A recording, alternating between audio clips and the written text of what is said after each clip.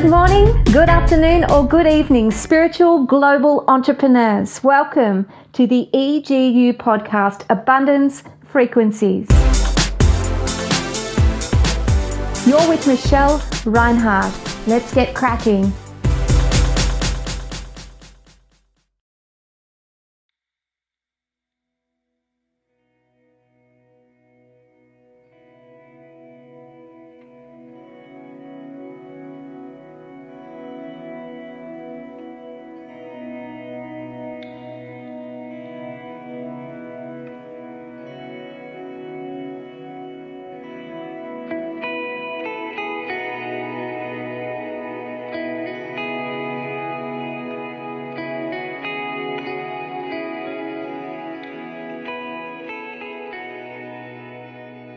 Well, good morning, good afternoon, or good evening, wherever you are in this beautiful planet of ours. I am Michelle Reinhardt. I'm the host and the creator of the Entrepreneurs Globally Unite podcast. And we are here for awakening and emerging entrepreneurs in mindset, energy, business, and all things spiritual. And today I'd love to welcome to the show Trilby Johnson. Trilby, thank you for joining us. Hi, Michelle. I'm happy to be here. That's fantastic. It's great to have you. So today, guys and girls, we're going to be diving into minding your own business, 3 elements: mind, body, I've mucked that up, body, mind, emotions, spirit, and energy, not getting stuck in the muck. And you'll also discover what body image can tell us about our abundance, and learn about Trilby's book, Fearlessly Alone. So, folks, please drop into your heart, turn off your zings and pings, and be fully present and allow this message to support and assist you. Trilby, may I share your bio with our audience? Yes, please do. Fantastic. So, Trilby is an author and a body energy alchemist. We'll find out more about that as we go on. She supports conscious and forward-thinking individuals to move from pain to resolution by resolving the core imbalances that destabilize and limit them, keeping them stuck in the muck. I've used that term quite a bit myself. I love it. When they connect the essence of who they truly are, they realize and align with their full potential and live happy, healthy, and successful lives on their own terms.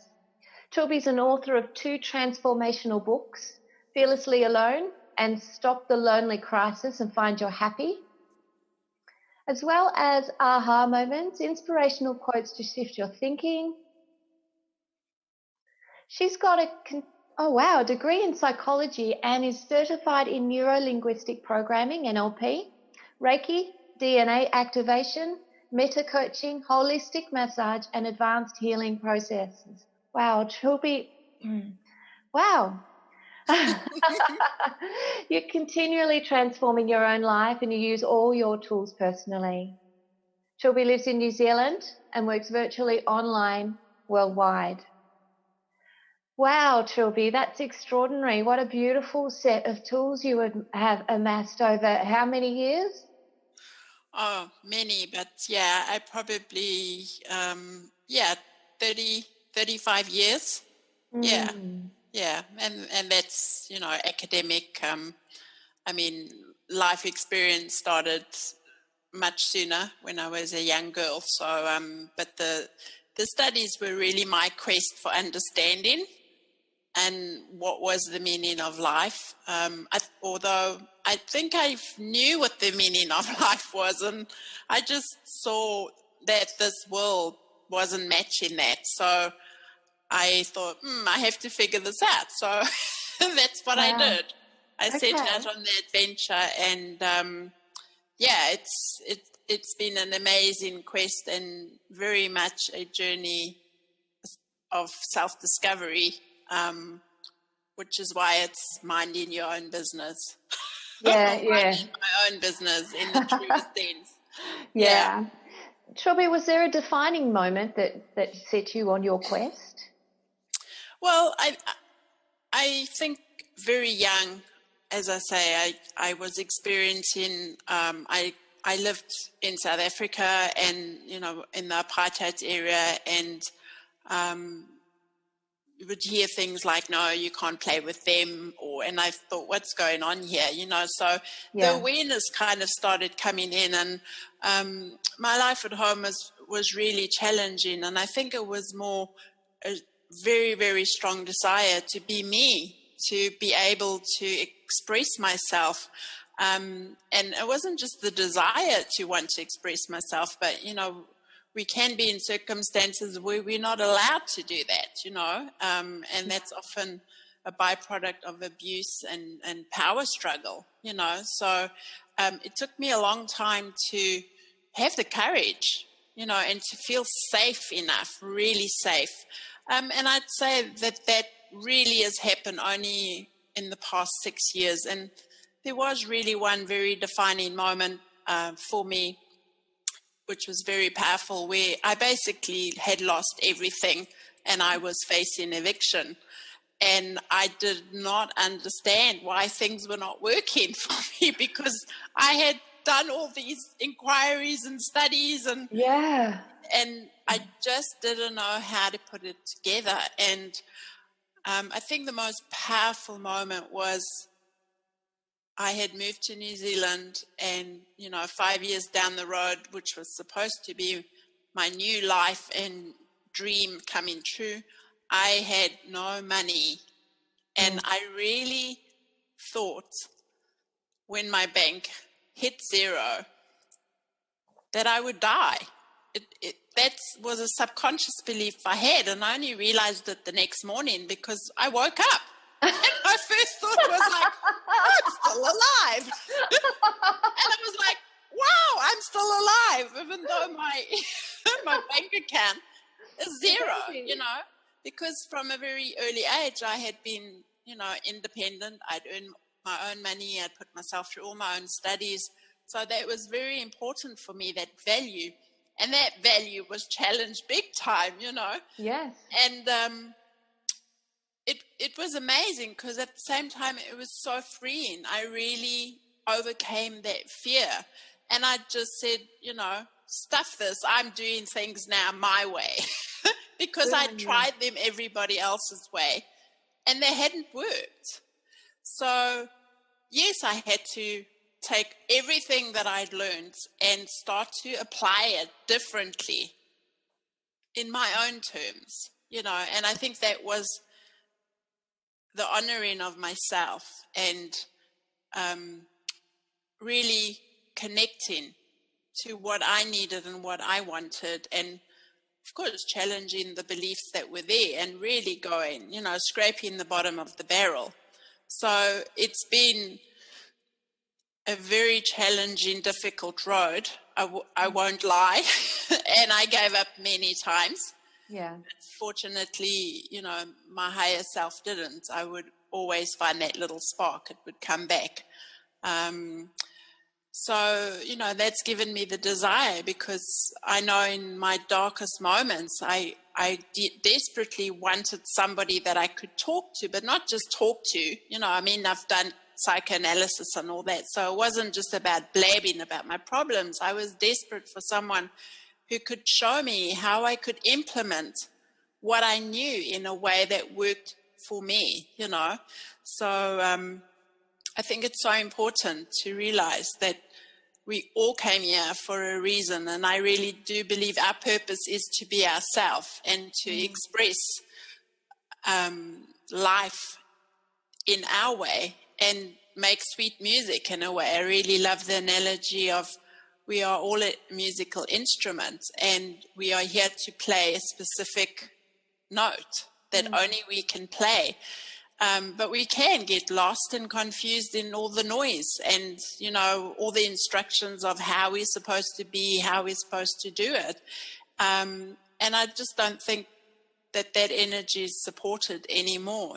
We are being asked and invited to really step forward now, and that takes a lot of courage. So I had to face my demons, and, the biggest one was money, because in this reality, if you don't have money, it doesn't matter what you think about yourself. You're in the shit. So. You are, and you might die.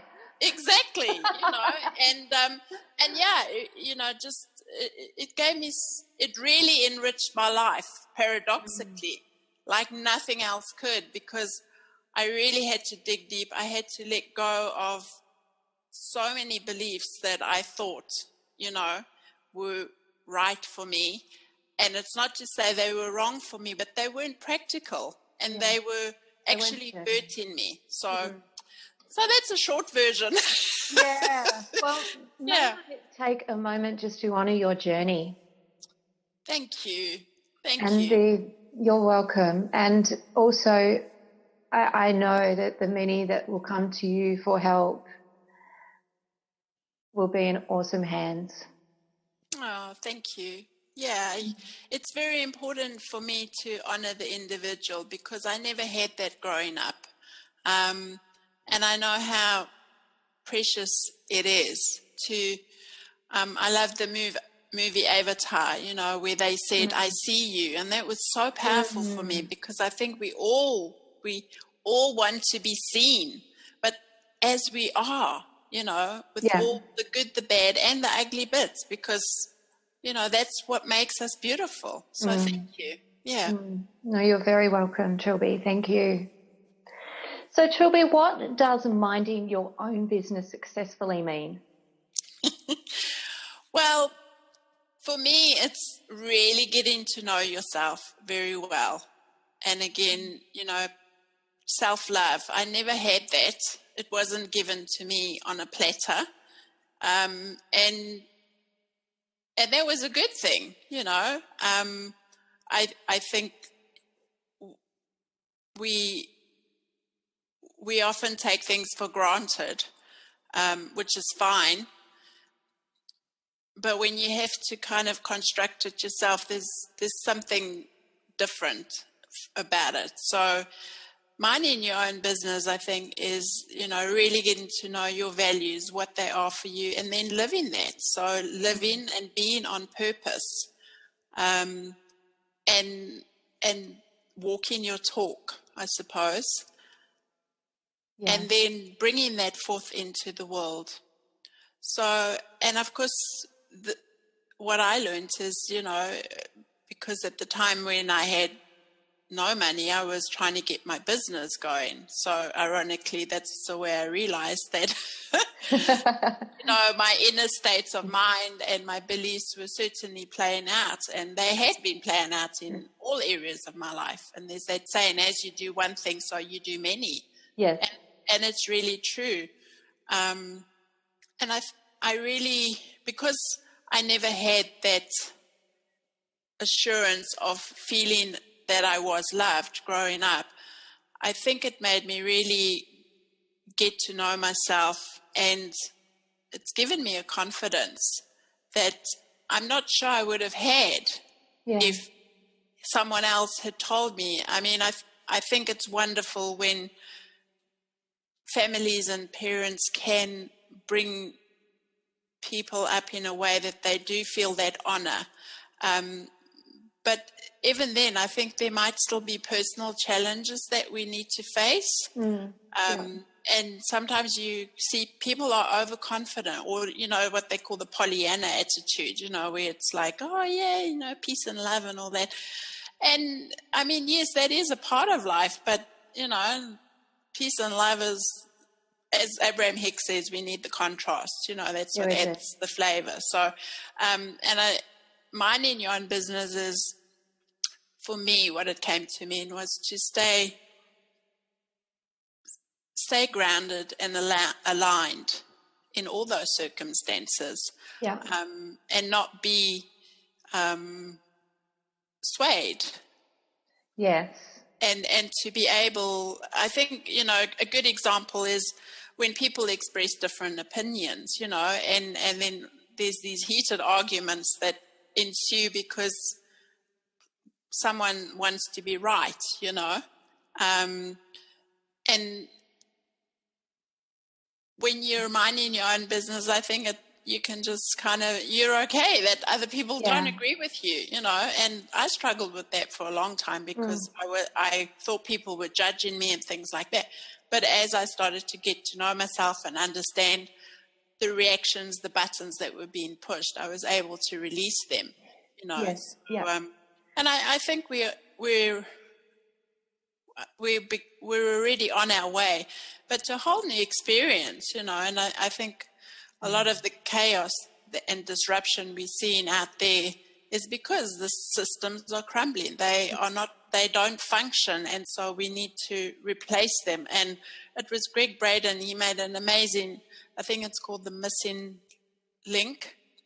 He does his talks, and he said how exciting this time was because we now knew what we didn't want. And I so agreed with him, and I thought, I so know it. And I loved how he said, and we don't know where we're going is going to look like because we're busy creating it. Yes, and I think that, of course, can trigger a lot of fear in people. So, you know, I woke up with my bank account on zero. So we can wake up and start a new day and discover a whole new universe. You know, it's just so exciting. And, I think a lot of what we haven't experienced up until now is just the beginning of a whole new adventure. You know, I love in my own quest, I realized, like, when I studied psychology and I got to the end of my degree and I thought, what is that it? Like, no way. I mean, I had even more questions, you know. Yes. And it was just like, if you're climbing the mountain and you're going up it on 1 foot at a time and you get to the top, and then there's a whole new vista that opens up. And I think that's part of minding your own business, you know, one step in front of the other until you get to the top. So it's kind of this focus to get you where you need to go. And then you look around and think, oh, wow, this is amazing. And there's a whole other experience that comes in. Yeah.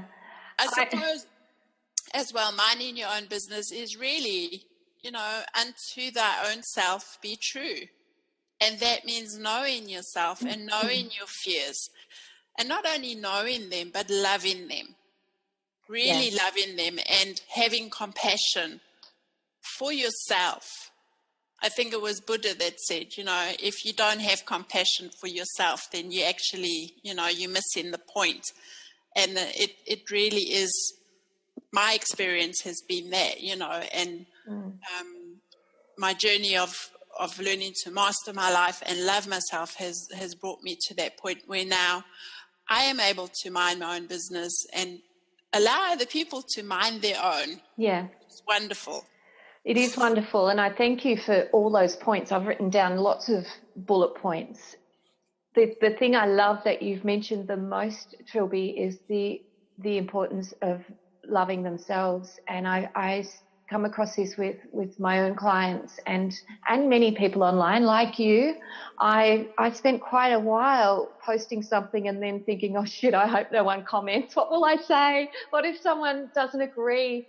And that was because I wasn't strong in my truth, in my conviction, in myself. And how do you get there? You just got to start loving yourself, and you got to start treating yourself the same way you treat your children and those that you love. Yes. Yes, absolutely. Yeah. I know for me, an amazing lady who passed, I think last week, Louise Hay. I mean, she played such a huge role in my life because she was the first one. I hadn't heard of affirmations before her. And I can still remember the wonder where I read the affirmation, you know, and she said, say, I love yourself. And seriously, I'd never, ever said it to myself. Wow. And just the fact of saying it, I thought, wow, this feels really different and this feels really good, you know. And I felt uncomfortable, you know, because my mind was saying, oh, that's not true, you know, because it was unfamiliar, you know. And of course now I understand the role of the mind. The mind is the greatest, you know, gatekeeper because it's always going to be telling you, be careful, you know, this is what you need to do. That's its job, you know. And to just accept it and thank you, I hear you, and then, you know, go to the Get heart. stuffed. Yeah, sometimes get stuffed, and, you know, but also to heed and acknowledge it. So Yes, yes. because I don't think there's any part of ourselves that we should be negating, because No. that kind of goes against wholeness. Sorry, my cat's joining us. So That's okay. That's okay. And I agree with that completely. And I meant that in jest, because I had to put humor into my unruly mind, because it was way out of control for a very, very long time. yeah. So I had to find a way to control, to regain control and compassion, and as that was sinking into my heart as well. So yeah, it's a heck of a journey, but gee, it's worth it. It is so worth it. Yeah. And I mean, probably like you too as well. You know, I remember what it is like to think, you know, how am I ever going to love myself? It seemed so far and so impossible. And so that's what I would like to do. You know, not everyone thinks of it like, oh, I need to love myself, but that is minding your own business. It's getting you to the point where you feel good about yourself, and you have a balanced confidence in what you're doing, you know. And yeah, we have our ups and downs, you know, we have our days where we're more confident than others, you know, but at least it's not these, you know, violent roller coaster rides anymore. That's it. Exactly Yeah. right. Now, I know that you have 3 elements that assist with this, and I'd love to explore those with you, as well as to why they are so important. Yeah, sure. Well, for me, those 3 elements are the body, and that's the physical body, and it's also the energy bodies. Okay, so when I speak about the body, I'm not just talking about the physical, which most people think. Then there's the mind or the emotions, and the third is the spiritual. And if, you know, people are not comfortable with that label, then I just call it energy. It's understanding how energy moves and behaves. And because I did study quite cognitive stuff as well as the energy, it's just kind of a beautiful marriage for me. And it was ultimately to understand the laws of the universe, for one of a word, you know, to understand what this unseen part of life was, and yet I was feeling it extremely strongly. And I just knew, you know,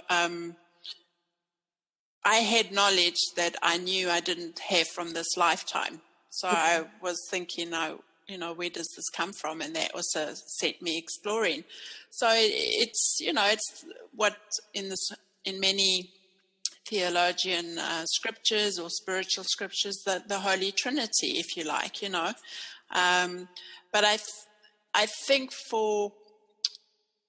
I wanted to, when I was in the shit, I needed a way to get out of it. So, you know, sitting down and meditating in the shit, it worked for a while, but after a while, even that was like, I'm still in the shit, you know. Yeah. I'd have a wonderful time in meditation, and when I came out, it was like, okay. Broke. Yeah, so it was about, you know, how do you get out, you know, and for that, you know, you've got this physical body, and you have to take action. You've got to get up and get out of it, you know. So, and you've got to implement strategies that are going to, you know, get you to a different space. It's what Einstein said, you know, you can't fix the problem by doing the same thing over and over again. That's right. That's the definition of insanity, that one. Yeah, yeah. And yet many of us are caught, you know, on that hamster wheel, going round and round and round. I mean, I used to do it for many years. I thought, you know, if I just keep on trying, I'll get it right, until I thought, no, this is not working, you know. And then what else is possible? And that's where I like to be for people, because I often see it, and I'll use the medical sector, you know, when they give a diagnosis, and you can just see people, they overwhelmed completely. And a lot of my clients do come from the medical sector, and I'm so grateful for them because they had that inner knowing, no, there's got to be something more, because so many people just accept somebody else's truth as their own. And no, mind your own business. How does it feel? If it feels wrong, then keep on looking. You will find, ask, show me the way. Yes. I will find it. And that's sometimes hard because people do lose hope, But it's I think, and also part of what we're sharing now, the information, that there is a way. We've been there, we found a way out, and you can do it too. And I mean, that was really also the message of Louise Hay. I love it. You can do it, and it's so true. And it's the how. How do you put one step in front of the other? And we do often need to be taught that, because the fact that we've landed in the muck and are stuck there shows that the tools we have are not working. I'm a big advocate of the fact that we don't know what we don't know, what we haven't learned yet, or what we haven't discovered yet, and there's no shame in that. Absolutely not. I think that's where the compassion comes in. And absolutely, and that's part of taking responsibility for oneself and being humble and saying, wow, yes, I don't know everything. So, and then asking, show me, who can I speak to? Where can I go to find out more information? Yeah. Yeah, I agree with you. You're speaking my language, lady. Good. So I want to dive into that a little deeper. So the first thing was the body, the physical and the energy bodies. Yeah. How do you describe that to someone that's sitting here going, this is just way over my head? Well, I'll take a very simple example of you get hungry, so most of us just will think, oh, food, But if you stop and think about it, like, how do you know you're hungry? And it's just kind of building on those questions and taking it to another awareness. Because how do we know that we're hungry, and even that can be a programmation, well, because I've had 3 meals a day, morning, noon and night, and, I just think that this is normal until, something might happen to show you that that's not the case. You could move country and find another culture, or you could run out of food, and then all of a sudden find out, oh, I'm not that hungry, or this is what I feel like. So it's starting to connect that link. And because where do our feelings come from? We all, so take an emotion like love. How do you know you're in love? It's hard to explain, and you're experiencing it. So it's not that far. I always say it's right under our nose, and often it's so close that we miss it. I really do think life is simple. Yes. And that's its beauty, and the mind has been trained to complicate it, much more. So there's and like I gave an example, there were just things when I was young. I knew that I had not experienced that to have that kind of a knowing, Example, also sometimes if you walk into a room or people have been fighting and arguing, you can feel it. How do you explain that? So and that's the intuitive, that's the extrasensory perception, that's beyond, often you can tell when somebody's lying to you, You just feel it. There's something that's off. So that's the dilemma, because of course when we look in the mirror we see a certain structure, let's say, and we judge the hell out of it most of the time, like, oh, it's too this, it's not enough that, or where, and I truly feel we've been trained not to love ourselves, and I find that really interesting, because the power is within us, and it's within our cells. It comes through our body. So that's why it's so important. And I've seen probably when I started doing massage, I really got how disconnected people are. I was disconnected from my own body because of all the emotions I'd stuffed down, and it was actually massage that led me to start to feel again. Yeah. It was when the tension left and my body was able to start to handle and feel in a natural way, I started to taste life again. Yeah. Yeah. So that's how I would explain it. I'm not sure if and it's an experiential thing. How do you explain what strawberry ice cream tastes like to somebody? They have to taste it, Yeah. And so like trying to explain a color to someone that can't see. Yes. You have to pull on other experiences, senses. Yeah. And our sixth sense has been kept from us, if you like. Absolutely. I absolutely love what you say about that, and I understand it completely. I would love to just remind people that if they have experienced or are experiencing extreme difficulty, or Trilby shared hers with you, and I certainly have a fair few stories of my own. And most people that are being called to step up and help shine light are being fed these experiences. They're coming to wake us up. They're coming to show us that, yes, there is more, there is something else. And it is simple, way, way more simple than we are led to believe. So it's exciting that we're here together in this journey at this time. What a most amazing part of our whole experience is to be alive in. It just blows me away that, we called ourselves in to experience this. Yes, absolutely. And the wonder of that is amazing, And I mean, for many years I struggled with suicidal thoughts, I didn't want to be here.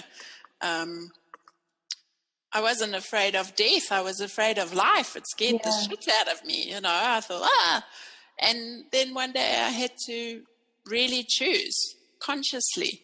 Yeah. And even that, realizing that I could choose, that I gave myself permission to choose. And powerful. That's now very I powerful. think, wow, it's so cool, and that really, I don't know about you, Michelle, but that really helps me get through, when I do happen to see the news or things, and there's moments my mind goes, what's going on? It just seems so hopeless and chaotic, and then I remind myself, this is what I came to do, and I think we're so lucky because our generation, we saw the difference before technology and after technology, and it's so cool, because you've got a foot in both worlds, because there's experiences that the youngsters, they won't have, and that's fine. There'll be experience they have that we won't. But I'm glad I knew both. I'm glad I knew the contrast. So and honoring ourselves that, yes, we are here. I chose to be here. You chose to be here. Yes, as did every one of our listeners. Absolutely, we are certainly in this together. It is very empowering. Yes. Now, I'm guessing it was perhaps your beautiful life story with all its warts and all that led you and inspired you to write Fearlessly Alone. Yes, absolutely. I say I'm an expert in loneliness, and my life has been very lonely, and I suffered a lot from feeling lonely until I managed to understand what that was about, and that also meant accepting, that there were just certain people and in situations I didn't want to be around, and being okay with that.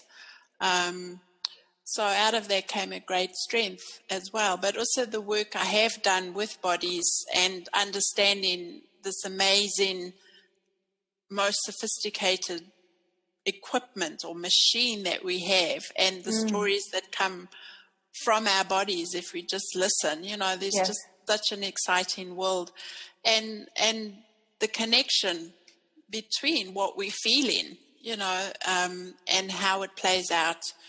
Like I was getting migraines, then I went for massage, and I noticed the migraines disappeared. So it was like, whoa, this is cool. I like this,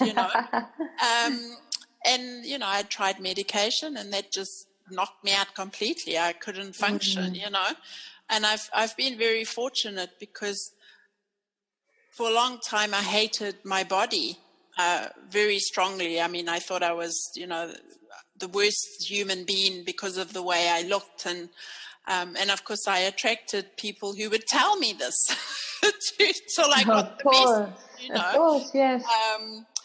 And then one day I had the epiphany that the only thing that really was supporting me was my body.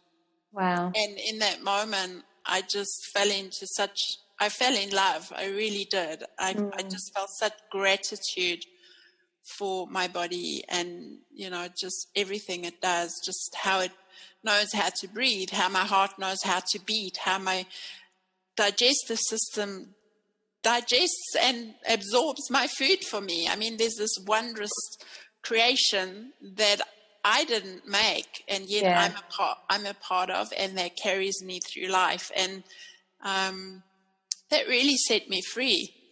So there's definitely a link, and I talk about that in the book.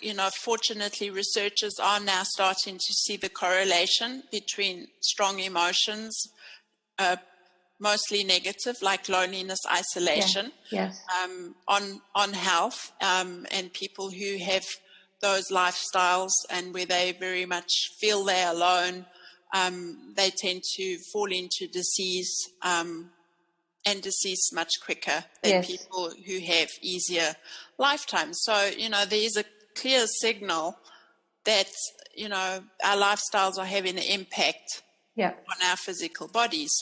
And then you find amazing people who've managed to turn it around. And, I think there's that lady, I can't remember her name, but she's doing yoga at 90, and it's like amazing, she's just like, wow.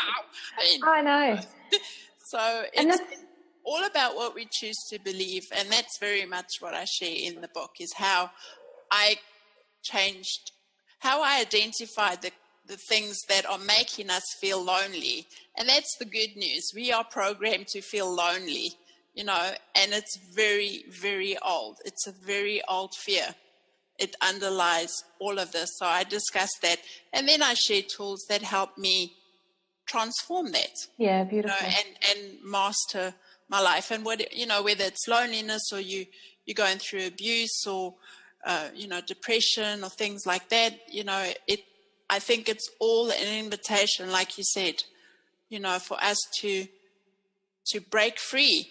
And unfortunately, going through it can be very uncomfortable, but it's an amazing invitation to step out and be ourselves.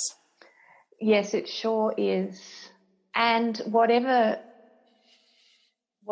there is that is troubling your body, your physical body, look at the message it's trying to give you. I know I do body work with clients as well, and it's quite remarkable how years and years and years of other modalities, and I don't need to mention them because everything has its place, can just be eradicated by touch and awareness and presence, acceptance and love.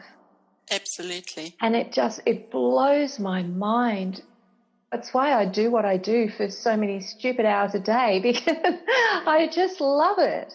Absolutely love it. And I love freeing people from their pains and their beliefs. And I know that you do too. That's why you do what you do. Oh, yeah. There's, yes, this is what I do as my profession, but I don't do it, I do it because when someone comes to me and they have an issue, and when they leave, they've changed. Yeah. And I've changed. Yes. Yes. And I just love it because I get the opportunity to see magic. And truly it's magic. Beautiful. Yeah. Absolutely love it. Now, Trilby, I know we could talk all day, and I'm positive our listeners could, and we just might one day. We might do that. But what I'd love to have you share, I know that you have an exceptional free giveaway for our listeners. Would you like to share that, please? Yes, thank you, Michelle. Yeah, for me, one thing that's really played a huge role, and it's very simple, is the breath. Okay, and there's a lot of things out there about the breath, but I have a little 9-minute meditation audio which is called De-Stress, Detox, and Relax, and it talks you through how to breathe and what the breath is actually capable of doing. And it's very powerful. So you can sign up for that. It's free, and download it. And if you use it, I recommend you use it daily, certainly at first until you get into a rhythm and you know how to do it on your own. But if you do download it, please let me know. I'd love to hear how you're doing. Thank you, Guy. And the link is in the show notes below. Trilby, that's very generous of you. I too am extremely aware of how important our breath is, and particularly conscious breathing, and just being grateful for that gift of breath, of life. Yeah, I used to suffer from panic attacks, and they would just debilitate me. They were truly terrifying, and they would strike anywhere at any time. And I'd had about 3, and when the third one struck me, and I was taking sedatives and that, and it didn't help, which freaked me out even more. And I can just remember this voice in my head came through and said, breathe. And I have never focused so much on breathing, but it shifted so much. And it got me out of the panic attack, and I've used that, and that's part of the work I do with clients, and that it's such an important part for our bodies, for our physical bodies. It's that, when a newborn arrives, the first thing they do is breathe. And when we leave this planet, we release the breath back. Yes. So that's how important it is. Did you just jump in my brain and use those words? Oh, so funny. You've got a little screen running across, didn't you know? Oh, I know. I am an open book. I don't hide anything. Trilby, what a delight! What an absolute delight to meet you, to have you on the show. Thank you so very, very much for sharing your wisdom and your journey with us. It's very humbling to be a witness to that.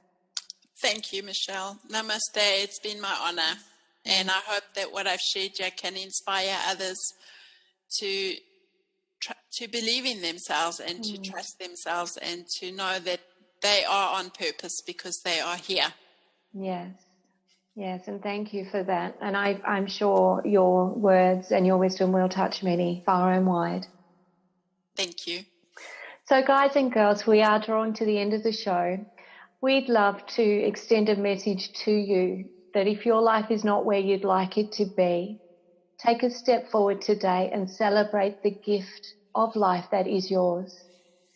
You have an incredible power of creation. Have the courage to use it and allow the shift within. Please join us in my online community at Entrepreneurs Globally Unite on Facebook. You can reach out and connect with myself and with Trilby there amongst our community members.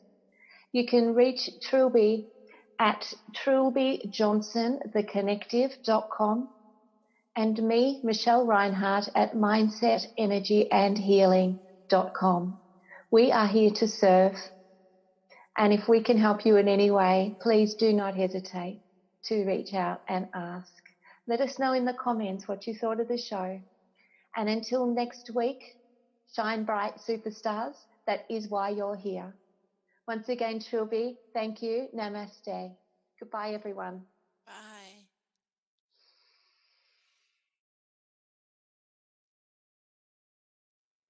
Hello, and thank you for joining us on the EGU podcast. If you have loved this, you will love many more. So please subscribe on iTunes and leave us a 5-star review.